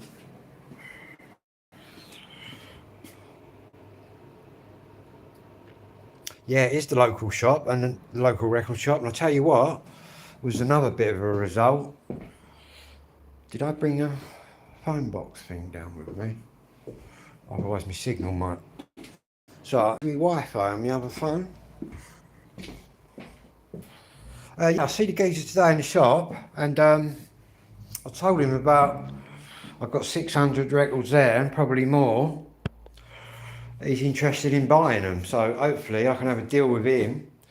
Because I said all I want to do really is sell all my records I don't listen to, invest that money back into the two-ton. And what he doesn't know yet is I'd probably invest it back in his records because he's got some mint copies. I've never seen such clean records, man. But he did tell me today that he makes a point of searching out for the mint ones, and I said, "You bang on, because they're gonna go." I pulled out about 4 or 5 today and said to him, "That is unbelievable." He doesn't quite realise, well he does now, but then that's all I specialise in, is the two-ton. He's got an old record shop and he's been there 38 years. Hello Caddy, how you doing? What's my opinion on chemtrails?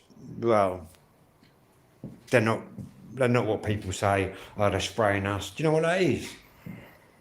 My dad was an engineer in a submarine, so I know about these things, plus I'm quite engineer, sort of mechanically minded.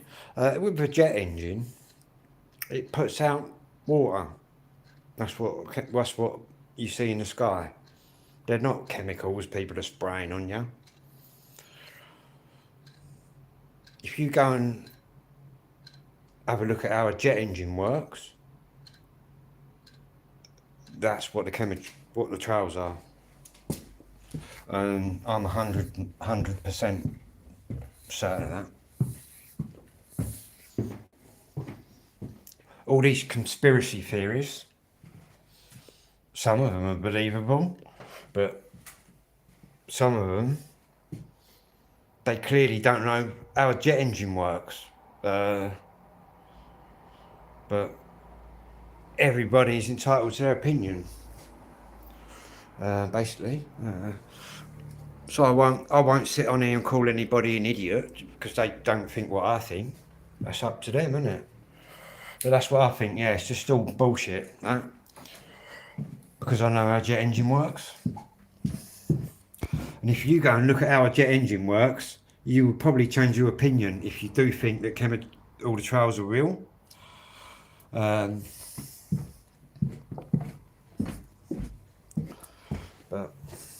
who knows? That's what I think. And I'm 100%, 110% certain of that.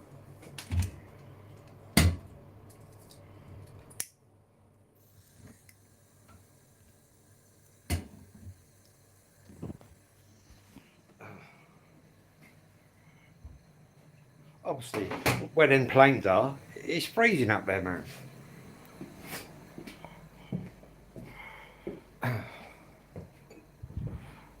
It's just vapour. Water vapour. That's what that is.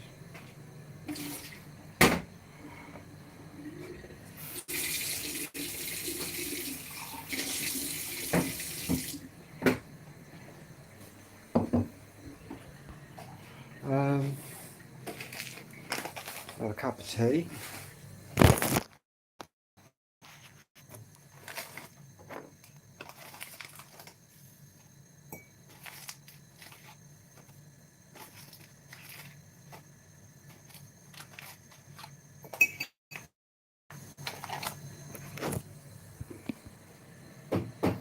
Coffee or tea? That's the question. It's got to be tea, isn't it? I think.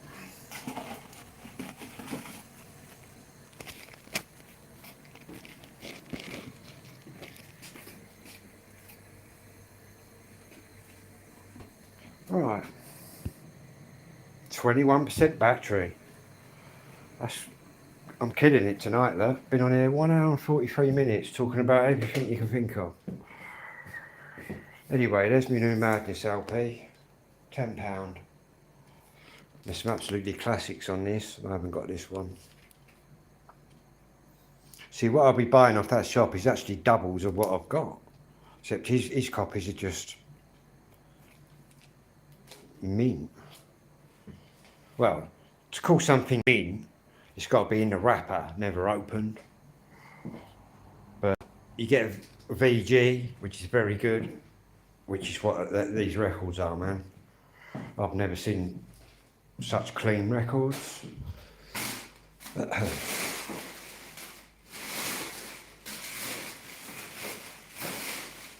Well, that's all got to be burned.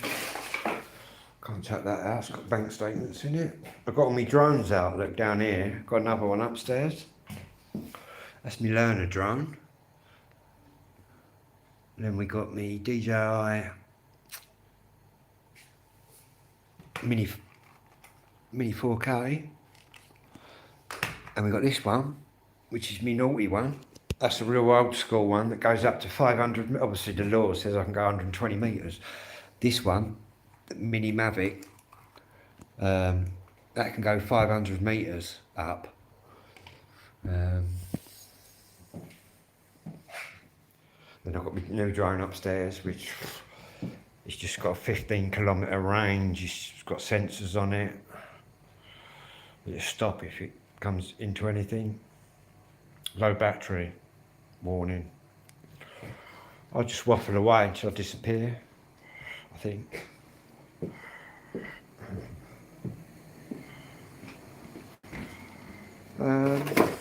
Is this milk any good? Yeah, So I've got my fridge on the coldest it can be.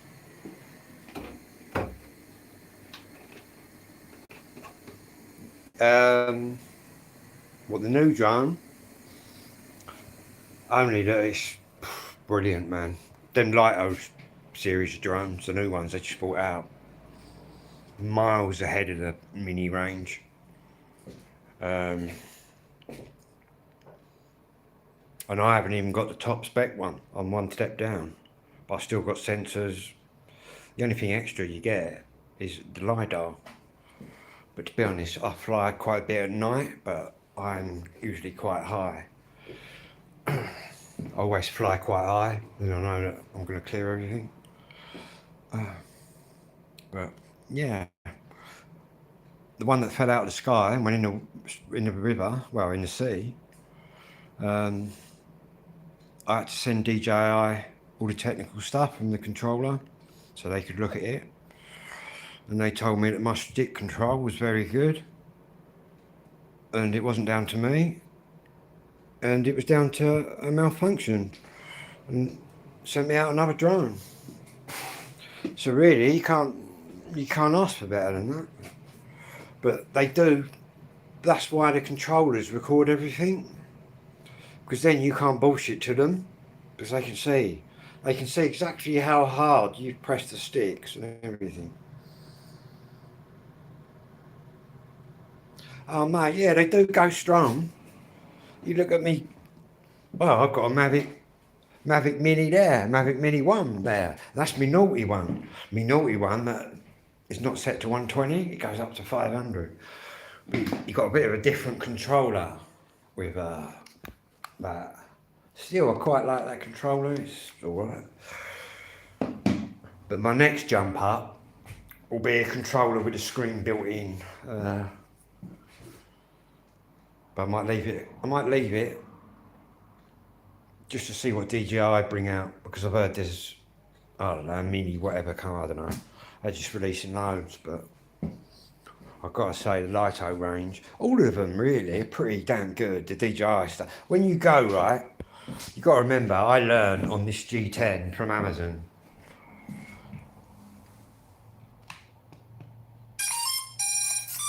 I learned on this little bad boy. But when you go from that to a Mini 4K, it's like getting out of a Vauxhall Astra and getting in a Ferrari, and that's no word of a lie. When I got that Mini 4K out and hit the stick, man, it was just speeding across the sky like I'd never seen.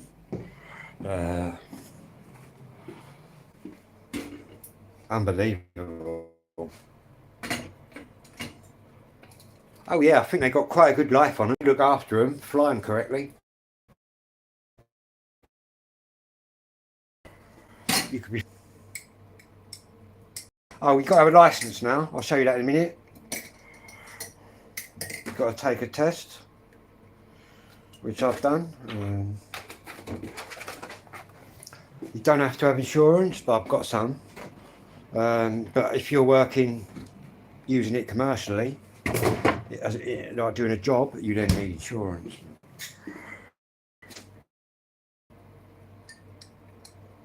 I'm joined to a drone club, which gives me £5 million public liability insurance, and I pay about £29 a year for £5 million insurance. So it's quite a good deal, really. That way I'm covered whatever.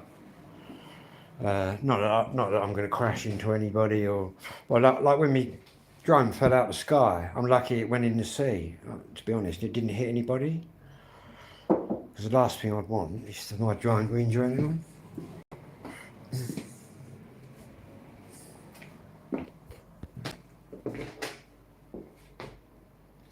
Yeah, Aldous, you do know about that DJE? Isn't he the sex crime bloke? He's been done for doing naughty stuff. And hello there to Italy there. I used to work in an Italian restaurant, actually, when I was a young man. Used to be an Italian gentleman that owned that. Black rice and avocados? No, not mine, thank you. Cakes and butter? Yeah, that sounds nicer. Yeah,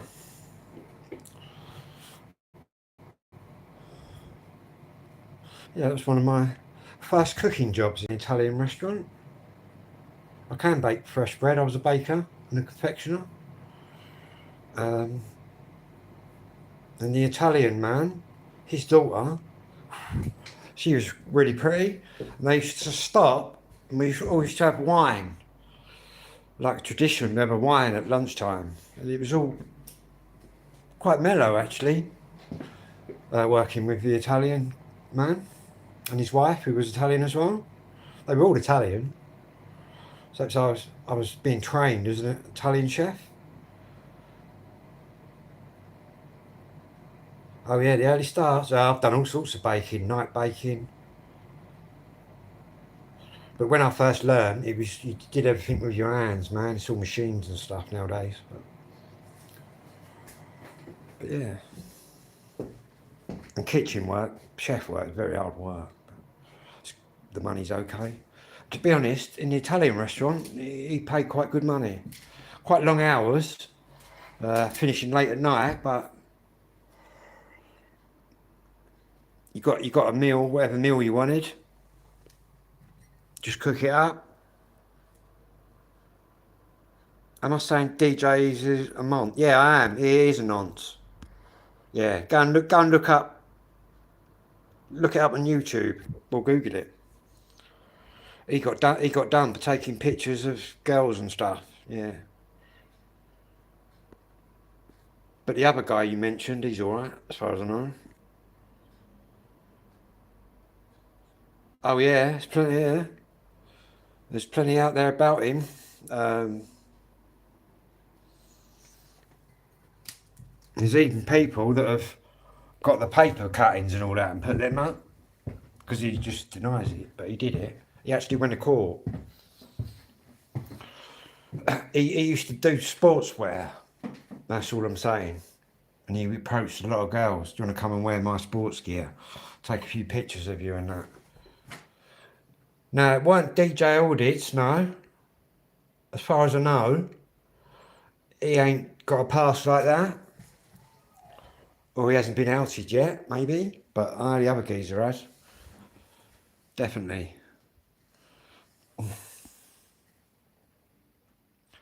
Yeah, I've seen him with the pickpocketers and the spray. Yeah, I've seen them ones, man. Fucking crazy. But he's probably got a couple of bodyguards around him. There's plenty of people that want to kick his head in.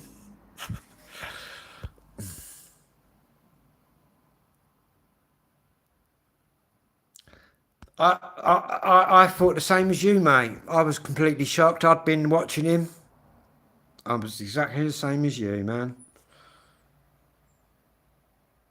Was it DJ? Yep, yeah. You know about him as well, then. He's proper perv, man. Proper. He got nicked for it, man. He used to have a sportswear company, and he was approaching girls, and just coming out of all sorts. He got done for it, and he's been outed for it, man.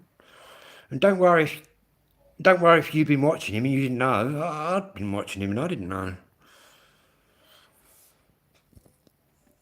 Yeah, they went big on him, didn't they? Outing him. It's all in the papers, everything. Fucking, he went to court, got found guilty. A panty. Yeah, man, you bang on the money there. Grass goes bang on the money. He knows what time it is. He was definitely doing something like that, bruv. To be honest, I think that's why he has a couple of bodyguards around him, because plenty of people want to kick him in, but it'd only be a matter of time before he'll bump into someone who'll kick them bodyguards in as well. But yeah, he deserves a good hiding, to be honest with you. And if you look, he was actually that girl that went missing. What was her name? Who fell in the river? He got proper outed because he took a videos or something of her being coming out of her body, coming out of the water. What was her name? And there's actually a video, right, where the police stop him and said, you do realise there's a sexual harm prevention order against you, right? But DJ, he doctored it, took that bit out, so somebody uploaded the real bit. Yeah. Because the reason the police stopped him was because he's on a sexual harm prevention order. Which means you've been to court, you've been found guilty of being a fucking wrong'un, and you're on the list, bruv.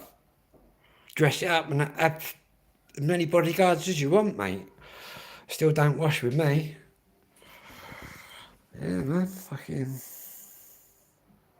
I wouldn't sit on here, man, and start blurting out stuff that I don't know's right. Not Madeline, no, man. Nah, no prison sentence. Nah, not Madeline. What was her name? Fell in the water, man. They didn't find her for ages. I can't think of her name. But no one else was fucking taking pictures. He got his drone up, taking pictures of the dead body. Do you know what I mean? I'm into me social media and that. I mean YouTube, but I wouldn't stoop that low. Go have a bit of respect, don't you? But people like him, they ain't got no respect. Look what he was doing to them girls. And there was it wasn't just one girl, numerous. We're talking, I think we're talking 8, 9 different girls all come forward. Promising them loads of money, taking loads of noncy photos of them. And you'll guess what he was doing with them photos. Who knows? Yes, mate, I did get the queue turned up, yeah. This battery's going to go in a minute.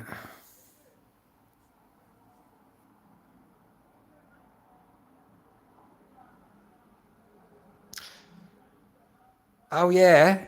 They had a bloke, didn't they, scan the water and tell the police there's something there.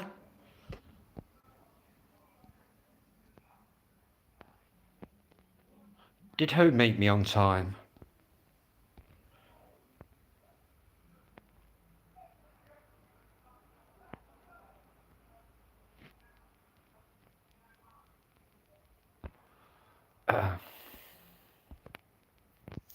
Synthetic what? Spice? No, not into that, man. I'll smoke the real stuff. I ain't into that fucking zombie gear, bruv. If I wanted to fucking sit there dribbling, do you know what I mean? I've always been into the party drugs, do you know what I mean? Some of my other mates got on the smack and all that, and the crack, and they're not here no more, but I was just a party animal, so ecstasy, acid, speed, let's go, party all night. I've just shown a picture of one of my mum's records on here. I'll just show you quickly, if I've still got enough battery time. But I will do that video, and I've been getting things out ready to make that video. I've just got to put all my records away. This is one of my mum's records she made in 1958. And these are all the different TV shows he was on. And they're all Scousers from Liverpool. There's my mum. And that was recorded at Abbey Road Studios in London. We're talking drugs here, don't I go to reunion parties. A lot of the early raves that I went to, they have like reunions. Do a bit of this and that there. Feel about 98 in the morning. Have I tried crack? No, I'm not really into crack. Sniffed a bit of coke and that. But no, not a crackhead.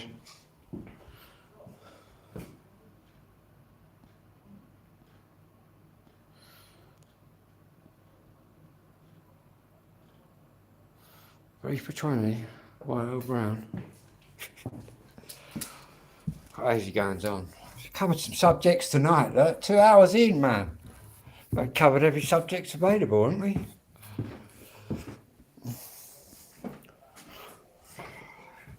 I'm surprised I haven't just Spanished yet. We're down to 11%. So what I'm going to do is say goodbye to everyone. And thank you everybody for your input. Even if your opinion's not the same as mine, you're welcome to put it in, man.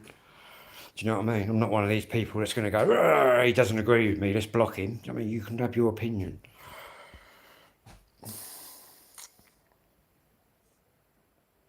Chasing the dragon. Yeah, I've got some mad gadgets and that, man. Do a 12-hour live. How many phone batteries would I need for that? Anyway, I'll be back in the next video, which will be tonight. Don't forget to subscribe.